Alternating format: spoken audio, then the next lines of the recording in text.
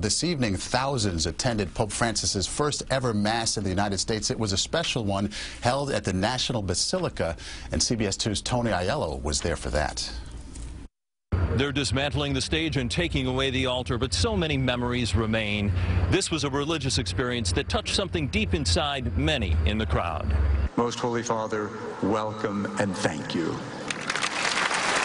At the end of the Mass, Vice President Biden led the applause. And as Cardinal Donald Wuerl embraced the pontiff, you could see a look of delight on Francis's face, a feeling certainly shared by the faithful.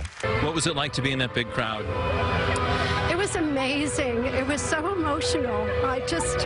His presence, you know, is so holy. Earlier, a joyful noise greeted Francis as he toured the grounds of the Basilica, adjacent to Catholic University of America. They ran to get closer to the man some call the People's Pope. Definitely something that was a lot of blessings and grace, and it'll bring peace to our campus. This was a mass of firsts. The first Francis has celebrated in the U.S. and the first ever canonization on U.S. soil. Francis enrolled Junipero Serra in the Book of the Saints, a Franciscan missionary who converted native people but also set in motion forces that destroyed their culture. The mission system that he brought with him created total destruction of who we were as a people and our culture. Serra doesn't see that. He sees Indians as naked, as hungry, as hungering literally for food and for salvation in Christ. That same hunger was present Wednesday as the people and their Pope shared a few hours of worship and praise. It was inspirational. I felt the Lord everywhere, good God. I felt him. This is an impact on the youth, actually, a very good impact.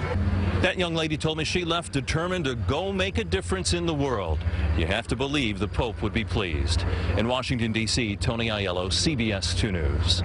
And there was one lighter moment today that we just could not resist. It's a photograph taken by the White House official photographer as the President and the First Lady gave the Pope a tour of the White House and private quarters.